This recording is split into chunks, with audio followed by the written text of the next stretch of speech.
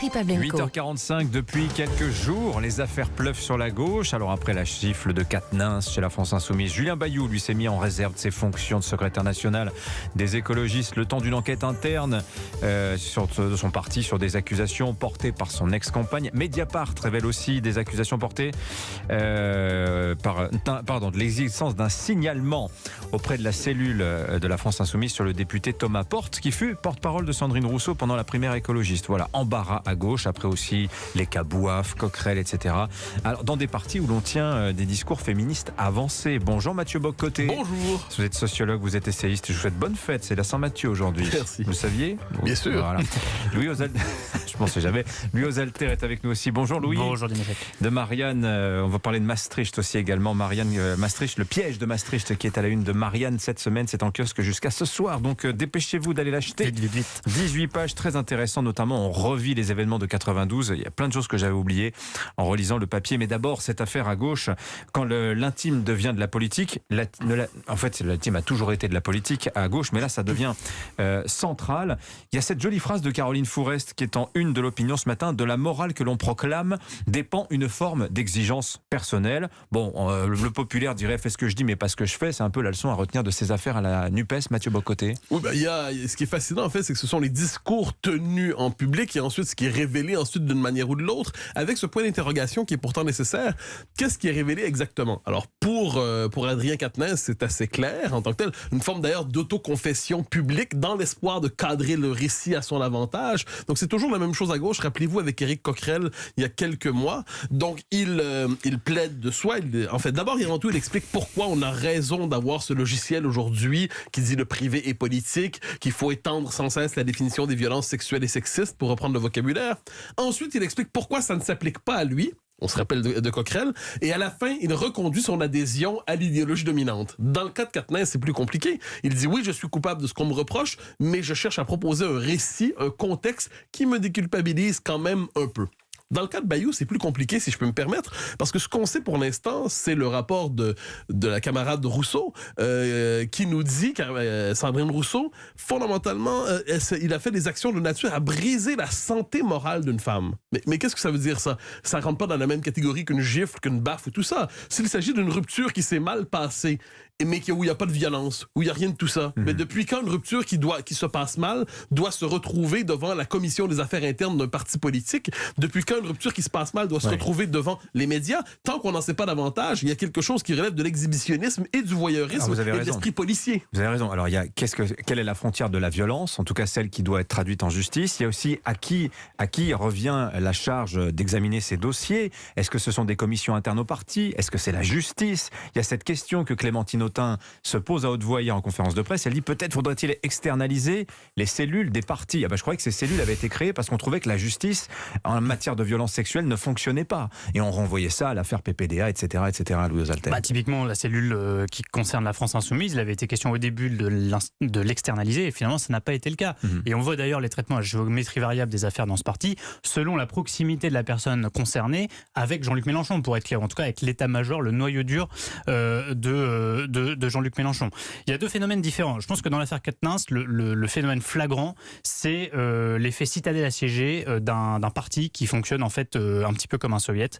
C'est-à-dire que quand une affaire concerne l'un des membres les plus hauts placés de la France Insoumise, on a vu dimanche, ce week-end, lors de la révélation de cette affaire et la reconnaissance par Adrien Quatennens qu'il avait donné une gifle à son épouse tout en précisant tout le contexte autour, on a vu en fait le haut du parti et notamment Jean-Luc Mélenchon se refermer, faire bloc autour du camarade parce qu'il faut absolument protéger le camarade et cela passe sur toute considération. Et ça n'a pas tenu. Alors qu'avec Éric Coquerel, ça avait tenu. Ça n'a pas tenu parce qu'il y a des énormes tensions en interne et qu'en plus, contrairement à ce qui s'est passé dans l'affaire Coquerel qui a contesté de manière véhémente les faits, là Adrien Quatennens a reconnu qu'il y avait eu un fait de violence.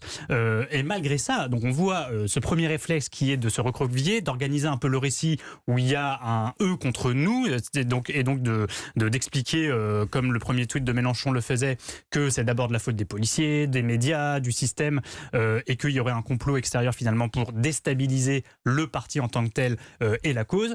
Donc on a vu ce premier réflexe qui risque effectivement, qui est vraiment consubstantiel à la France Insoumise, mais qui risque de ne pas tenir à cause des tensions en interne et de cette contradiction éminente entre la protection du camarade et une cause érigée comme prioritaire, qui est la lutte contre les violences faites aux femmes. Mais si on prend un peu de recul, de hauteur, Mathieu Bock-Côté, on sait que la NUPES voulait attaquer la rentrée sur le front social, les retraites, etc., le pouvoir d'achat. Est-ce qu'avec cette affaire-là, qui tombe de manière un peu inopinée, la NUPES rate-t-elle sa rentrée ou au contraire, elle installe une problématique révolutionnaire dans le débat public? Je crois qu'il y a une logique révolutionnaire chez plusieurs personnes à la NUPES, qui s'applique à tous les domaines d'ailleurs, les questions identitaires ou tout ce qu'on le décolonialisme aujourd'hui, une logique effectivement révolutionnaire. On le voit aussi sur les questions justement des violences sexuelles et sexistes. Il faudrait questionner cette expression, si je peux me permettre, parce que ça rassemble une série de phénomènes très variés sous une même catégorie idéologique et politique. Je pense que c'est une catégorie à questionner. Cela dit, ils ratent leur rentrée manifestement parce que c'est l'éclatement de se partir entre la morale proclamée et la morale suivie.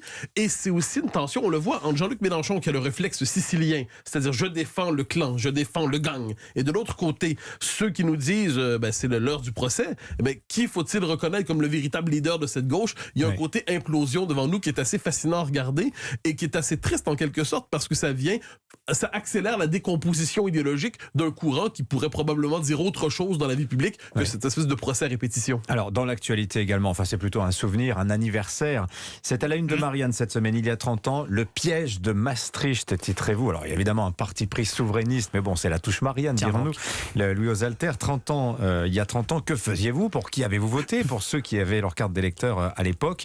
Et alors, il y a un dossier très intéressant, notamment un long papier qui rappelle ce qui se passait en 1992, avant la mise en place. Pourquoi on va au référendum? Comment ça se passe dans les jours, les semaines qui précèdent le jour du vote, l'annonce du cancer, l'officialisation du cancer de Mitterrand, 4 jours avant le référendum. Quelle influence cela a-t-il pu avoir sur le scrutin? On ne sait pas trop. Et alors vous dites surtout que c'est très intéressant, c'est l'expression, elle est de Gérard Longuet, il dit que ce traité de Maastricht, le référendum, instaure le clivage de Maastricht le plus profond de notre société. C'est quoi ce clivage de Maastricht? Alors c'est le clivage qu'avait aussi théorisé Philippe Séguin dans son fameux discours contre le traité de Maastricht, où il expliquait maintenant, avec ce référendum, en fait il y aura deux camps. Il y aura ce que Emmanuel Macron appelait les nationalistes contre les progressistes, ce que Marine Le Pen appelle les mondialistes contre les nationaux.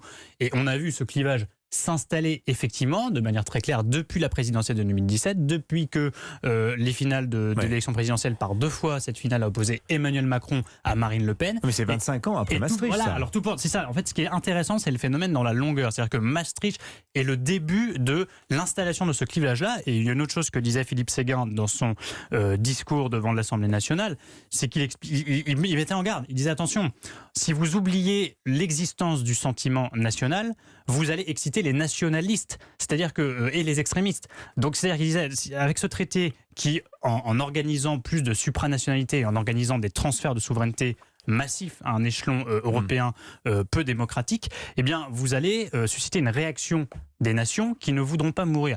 Et le clivage auquel on assiste aujourd'hui en France, mais aussi dans d'autres pays européens, il répond exactement à cette prédiction-là. Oui. Alors, ce n'est pas uniquement le traité de Maastricht, c'est aussi tout ce qui s'en est ensuivi par la suite et tous les effets de la construction européenne telle qu'on l'a connue dans les 30 dernières années. Mais effectivement, Maastricht marque le début de l'installation d'un clivage qui montre que la vie politique s'est focalisée autour d'une question considérée comme centrale et plus centrale que le traditionnel clivage droite-gauche qui se faisait sur des considérations essentiellement économiques et sociales. Alors d'ailleurs, à l'époque aussi, quand on se replace, il y a des très belles pages de Marcel Gauchet sur cette époque-là. Et il écrit, Marcel Gauchet, ça m'a intrigué cette phrase, Mathieu Bock-Côté, j'aimerais bien que peut-être vous m'aidiez à la comprendre. Il explique qu'à l'époque, François Mitterrand, qui a cette obsession de l'Allemagne, la réunification de l'Allemagne, ok, mais alors il va falloir les arrimer, donc on fait l'euro, etc. Mais il y a cette conviction chez François Mitterrand qu'en faisant Maastricht, la France économiquement va y perdre.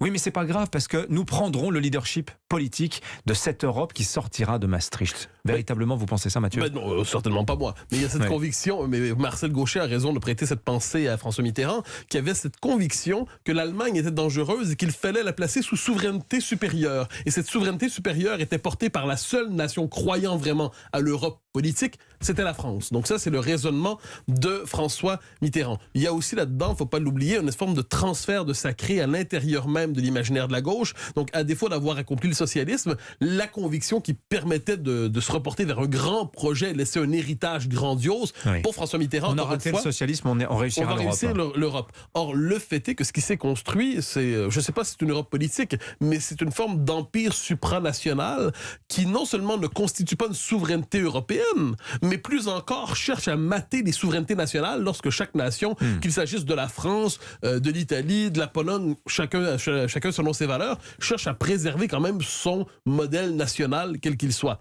Puis j'ajoute une chose, pour Maastricht, c'est le traumatisme du référendum, c'est-à-dire ils sont passés bien près de le perdre. Et dès lors, quand il y a en 2005 le référendum, qu'est-ce qu'on disait ensuite? On a dit on ne devrait pas le tenir parce que c'est une question trop complexe pour que le peuple s'en empare. Même chose avec le Brexit ensuite. Donc, est-ce que le peuple est le bienvenu dans la construction européenne?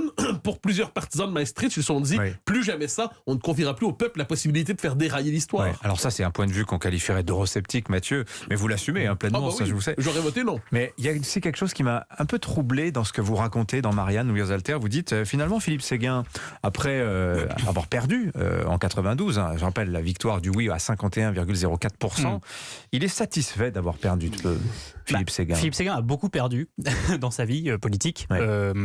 Et effectivement, ses proches et ceux qui nous parlent aujourd'hui de cette époque-là se demandent ce qu'il aurait fait d'une victoire du non. Une victoire qu'il a portée et qu'il n'a pas été le seul à porter, puisque c'était le début aussi de cette, vous savez, des fameux républicains des deux rives, c'est-à-dire du fait qu'à gauche comme à droite, des gens se mobilisaient pour faire barrage à ce qu'ils considéraient comme une obstruction à la souveraineté française. On a ce clivage sur la question européenne dans les deux camps et la recomposition politique récente. Ça a d'ailleurs existé aussi à gauche en 2005. Et d'ailleurs, on raconte comment un Jean-Luc Mélenchon, pour revenir à lui, a fait campagne pour le oui à Maastricht en expliquant dans la foulée de François Mitterrand que c'était l'avenir de la gauche et que la nation n'était qu'une étape. Il expliquait ça dans des tribunes, Jean-Luc Mélenchon, et comment désormais, en 2005, il a voté non. Et puis, il s'est fait ensuite une figure d'un certain souverainisme de gauche. Mais effectivement, Séguin, certains éléments portent à croire, y compris dans ses discours, qu'il n'aurait pas su que faire d'une victoire pour son camp, mais dans tous les cas, il avait averti, quel que soit le résultat du référendum, c'était un tournant, c'est-à-dire que rien ne serait plus comme avant dans la vie politique une fois qu'on aurait posé cette question aux Français, parce qu'il s'agissait pour lui d'une question existentielle. Voilà, le piège de Maastricht, c'était à la une de Marianne en kiosque jusqu'à encore ce soir avant un nouveau numéro à partir de demain. Merci Louis Alter, merci Mathieu Bocoté. Au grand plaisir. À la semaine prochaine, 8h58.